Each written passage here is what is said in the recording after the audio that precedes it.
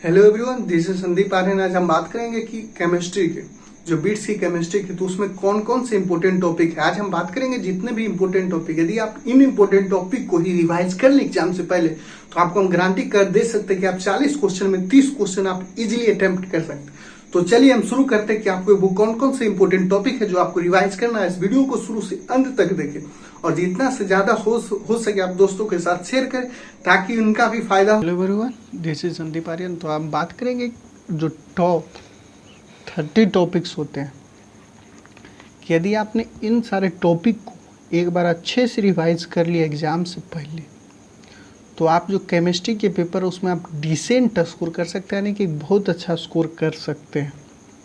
आपको यदि आप इन सारे टॉपिक को कर लेते हैं, आपको 30 से 35 क्वेश्चन आपको इन सारे टॉपिक से मिल जाएंगे। तो मेरा हाईली रिकमेंडेड है कि जिनका केमिस्ट्री वीक या यदि वो केमिस्ट्री को रिवाइज करना चाहते हैं तो वो इन टॉपिक को दिमाग में रख कर ही रिवाइज करें। तो चलिए हम बताते हैं वो कौन कौन से टॉपिक है। उससे पहले यदि आप मेरे चैनल पर पहली बार आए हैं तो आप वीडियो को कंप्लीट देखें और साथ में इस चैनल को सब्सक्राइब कर लें ताकि आने वाला कोई भी वीडियो आपसे छूटे नहीं और आपकी जो प्रिपरेशन हो वो एक अच्छी, और दोस्तों के साथ जितना से जितना हो सके ज़्यादा से ज़्यादा शेयर करें। तो सबसे पहले बात हम करते हैं फिजिकल केमिस्ट्री की। तो उसमें आपका मोल कंसेप्ट, तो मोल कंसेप्ट में आपको क्या देखना है। सबसे पहले मोल कंसेप्ट में आपको निकालना है कि मोल कैसे निकाले, एक कंसेप्ट आपको पता होना चाहिए। दूसरा में आपका उसी में आता है प्रिसीजन, दैट मीन्स प्रिसीजन और significant number, precision and significant number आपको पता होना चाहिए। और साथ में परसेंटेज कि जैसे कार्बन अगर 8% है, ऑक्सीजन 6% है, तो इस तरह से आपका एम्पिरिकल फार्मूला और परसेंटेज कंपोजिशन आपको ध्यान में आना चाहिए और आप उनका रिवाइज करके जाएं। उसके बाद हम बात करते हैं गैसियस स्टेट की। तो आप गैसियस स्टेट में क्या करें, सबसे पहले आप जो जितने भी गैसियस लॉ हैं, यानी कि चार्ल्स लॉ, रॉल्ट्स लॉ, जो भी लॉ हैं आप उन्हें देख कर जाएं। साथ में आप आइडियल गैस इक्वेशन को देख कर जाए और काइनेटिक थ्योरी के जितने भी फॉर्मूले आने की एवरेज वेलोसिटी कैसे निकालते हैं, रूट मीन स्क्वायर स्पीड कैसे, मोस्ट प्रोबेबल वेलोसिटी कैसे निकालते हैं, उनके साथ आप आइडियल बिहेवियर को देख कर जाए और वैन डेर वाल इक्वेशन, यानी कि यदि आप गैसियस स्टेट में इन सारे टॉपिक को ही देख कर जाएंगे तो आप एक डिसेंट स्कोर कर सकते हैं। अब हम आगे बात करते हैं सॉलिड स्टेट। तो सॉलिड स्टेट में आपको जो देख कर जाना है वो सबसे पहले कि उसका डेंसिटी कैसे निकालते हैं। कोई भी जैसे कि सिंपल एस यानी सिंपल क्यूबिक सेल दिया रहे तो उसका हम डेंसिटी कैसे निकालेंगे।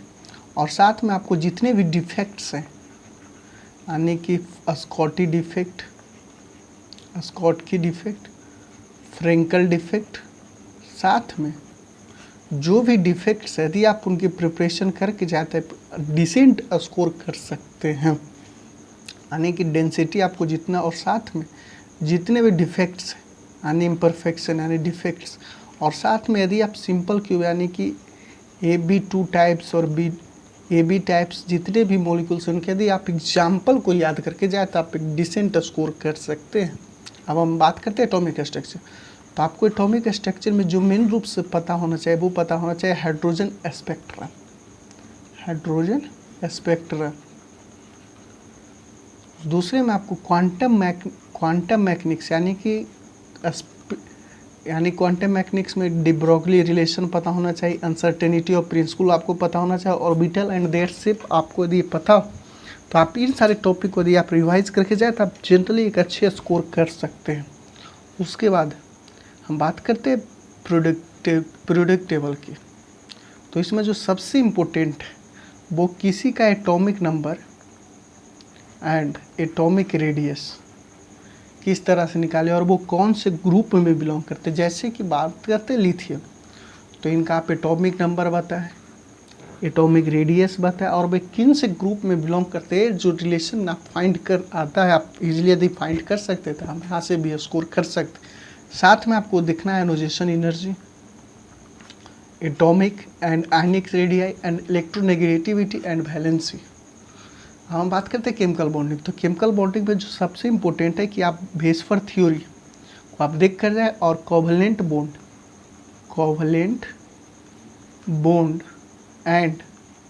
एंड आयनिक बॉन्ड, इनके बीच का रिलेशन, इनके बीच में कौन सा ऑर्डर फॉलो होते हैं, यदि आपको पता हो तो आप यहाँ पर भी इजीली स्कोर कर सकते हैं। साथ में आपके बॉन्ड ऑर्डर कैसे निकाले जाते हैं, मैग्नेटिक प्रॉपर्टीज़ क्या होते हैं, इन सारे के बारे में यदि आप पता कर ले और आप अच्छे से प्रिपेयर कर ले तो chemical bonding and molecular structure से 4 क्वेश्चन पूछे जाने की उम्मीद है, वो आप इजीली सॉल्व कर सकते हैं। उसके साथ आप पोलरिटी देख ले, डायपोल मूवमेंट्स देख ले, हाइड्रोजन बॉन्ड, इस तरह से आपका केमिकल बॉन्डिंग आप यहाँ से प्रिपरेशन कर लें। बात करते हैं थर्मोडाइनमिक्स। तो आपको थर्मोडाइनमिक्स में आपको फर्स्ट लॉ ऑफ थर्मोडाइनमिक्स से, यानी फर्स्ट लॉ ऑफ थर्मोडाइनमिक्स हम वर्क कैसे निकालते हैं, इंटरनल एनर्जी कैसे निकालते हैं, इन सारे के बीच में रिलेशन, और del U and del H के भी रिलेशन, यानी इंथैल्पी के बीच का रिलेशन, और साथ में आपका हिस लॉ, साथ में एटोमाइजेशन, यानी सेकेंड लॉ में spontaneous and reversible process, Gibbs free energy, यानी कि डेल जी गिब्स फ्री एनर्जी सबसे ज़्यादा इंपॉर्टेंस है। आप इसे कम से कम तो रिवाइज करके जाए। आपका condition of spontaneous and non spontaneous और स्टैंडर्ड फ्री एनर्जी, यानी डेल जी नोट, इनके बीच का जो रिलेशन है आप इजीली पता करके जाए और आप पढ़ कर जाए, ताकि आप एग्जाम में इन टॉपिक के क्वेश्चन आपसे छूटे नहीं।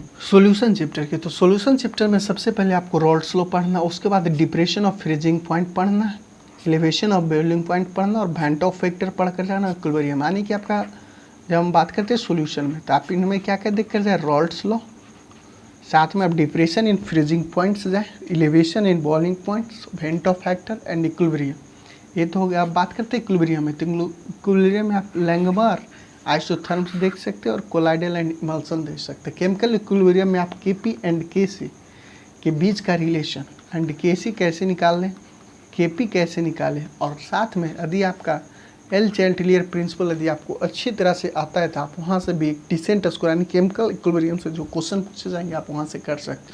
उसके बाद आता है आयनिक इक्विलिब्रियम। तो आयनिक इक्विलिब्रियम में आप सिर्फ 2 टॉपिक करें, पीएच कैसे निकालते हैं, साथ में सोलबिलिटी देख लें, और उसके बाद आयोनाइजेशन ऑफ वाटर, यानी कि यदि आप इन topic ionization of water, pH and hydrolysis and solubility, यदि आप इन सारे टॉपिक को रिवाइज करके जाएंगे तो आप वहाँ से जनरली एक डिसेंट स्कोर कर देंगे।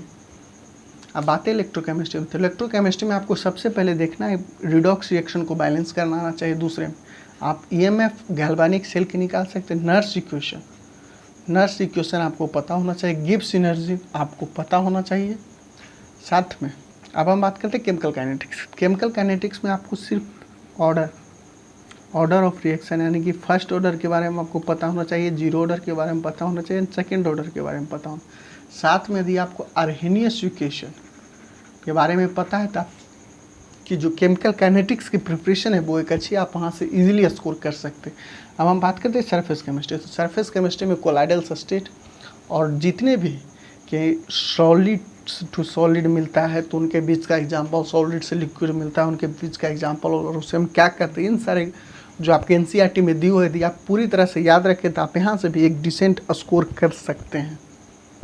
अब हम बात करते हैं हाइड्रोजन एंड एस ब्लॉक, यानी कि एस ब्लॉक।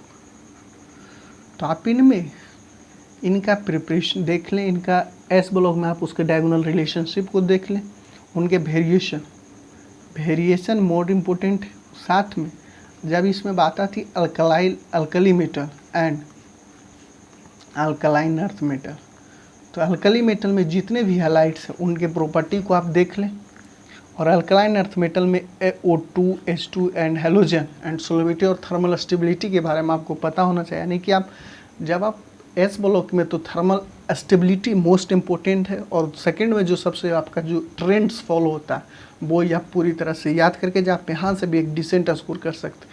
और हाइड्रोजन में आपका जो वाटर का कंसेप्ट होता है कि हैवी वाटर क्या होता है, सॉफ्ट वाटर क्या होता है, टेम्पररी वाटर क्या होता है, इन सारे कंसेप्ट आपको पता हो तो आप यहाँ से भी एक डिसेंट स्कोर कर सकते हैं। अब हम बात करते हैं पीडीएफ की, यानी P block, D block and A block. तो इसमें आपको सबसे इम्पोर्टेंट है कि आप जितने भी एलिमेंट्स हैं पीडीएफ ब्लॉक में, जैसे KMnO4 हो गया, HBr हो गया, HCl हो गया। इन सारे कंसेप्ट की प्रिपरेशन हम कैसे कर सकते हैं वो आपके पता होने चाहिए। साथ में इनकी ऑक्सीडेशन स्टेट आपको आना चाहिए। ग्रुप 13 में जो ब्रोन में आना, तो आपको ब्रोन फैमिली में बोरिक एसिड के बारे में आपको पता होना चाहिए। आप जब ग्रुप 14 की बात करें तो आपको कार्बन और उसके कंटेनेशन एंड उसके फिजिकल प्रॉपर्टी के बारे में आपको पता होना चाहिए। साथ में यदि आप सिलिकॉन के बारे में आपको पता है तो आप काफ़ी बेनिफिट्स फॉलो करेंगे। यदि आप ग्रुप 15 की बात करें तो आप उसके प्रिपरेशन, नाइट्रोजन की प्रिपरेशन कैसे होती है, इन सारे बात पर आपको बिल्कुल ध्यान देना। और यदि आप इन सारे टॉपिक को आप एक अच्छे से प्रिपेयर करेंगे तो आप वहाँ पर एक डिसेंट स्कोर कर सकते हैं। अब बात करते हैं ग्रुप 16 एलिमेंट में। तो इनके जो भी ग्रुप 16 में यानी ऑक्सीजन फैमिली था, आप उनके प्रॉपर्टी को देखें, उनके एलोट्रॉप्स को देखें, यानी कि प्रोडक्शन प्रॉपर्टी को देखें। ग्रुप 16 एलिमेंट जो टॉपिक यहाँ पे जिसमें येलो मार्क किया गया, आप उन टॉपिक को रिवाइज कर लें। अब आता है D block element. D block element के मैग्नेटिक प्रॉपर्टी, कैटेलिक प्रॉपर्टी और इंटरनेशियल कंपाउंड, यानी कि उनके मैग्नेटिक प्रॉपर्टी आपको पता होना चाहिए, कैटेलिटिक प्रॉपर्टी पता होना चाहिए और ऑक्सीडेशन स्टेट। यदि आपको इन तीन बात डी ब्लॉक के सभी एलिमेंट के बारे में पता है, और साथ में यदि आप K2R, Cr2O7 और KMnO4 के बारे में यदि आपने रिवाइज किया तो आप यहाँ से भी एक अच्छे स्कोर कर सकते हैं। एफ ब्लॉक एलिमेंट के लिए आप इनके जितने भी प्रॉपर्टीज़ हैं, यानी कि ट्रेंड्स है, आप उन्हें याद कर ले, आप वहाँ से एक अच्छा स्कोर कर सकते हैं। अब हम बात करते हैं कोऑर्डिनेशन की। तो कोऑर्डिनेशन कंपाउंड में आपको सबसे पहले IUPAC नेम आना चाहिए, बॉन्डिंग यानी वैलेंस बॉन्ड अप्रोच आना चाहिए, साथ में आइसोमरिज्म यदि आपको आता है तो आप यहाँ से क्वेश्चन को इजीली अटैम्प्ट ले सकते हैं। अब हम बात करते हैं ऑर्गेनिक की। तो ऑर्गेनिक की जब हम बात करें तो इसमें सिंपल है, ऑर्गेनिक में अगर आपको अच्छा करना है तो जितने भी नेम रिएक्शन साथ में एसिडिक, बेसिक एंड जितने भी कैरेक्टरिस्टिक्स वो होने चाहिए। नहीं, मैं इसमें कंप्लीट ऑर्गेनिक की बात कर रहा हूँ। साथ में आपको आइसोमरिज्म का अच्छी नॉलेज होना चाहिए। यदि आप कंप्लीट नेम रिएक्शन ही करते हैं तो आप समझ सकते हैं ऑर्गेनिक में जो 13 क्वेश्चन एक्सपेक्टेड है, 13 to 14 क्वेश्चन, उसमें आप 8 क्वेश्चन आप यहाँ से कर देंगे। एसिडिक एंड बेसिक कैरेक्टर से आपके 3 क्वेश्चन मिल जाएंगे और आइसोमरिज्म में आपके 2 क्वेश्चन मिल जाएंगे। यदि आप इस तरह से प्रिपरेशन करें तो आप यहाँ पर ऑर्गेनिक में भी एक डिसेंट स्कोर कर सकते हैं, जो आपके एग्जाम के लिए काफ़ी हेल्पफुल होगा। तो मैं यहाँ पर फिजिकल, इनऑर्गेनिक एंड ऑर्गेनिक की कंप्लीट बात कर चुके हैं। यदि आपको वीडियो पसंद आया हो और तो आप क्या करें, इस चैनल को सब्सक्राइब करें और दोस्तों के साथ जितना से जितना हो सके शेयर करें, ताकि उनसे उनका भी फ़ायदा हो और सभी का फ़ायदा। तब तक मिलते हैं अगले वीडियो में। तब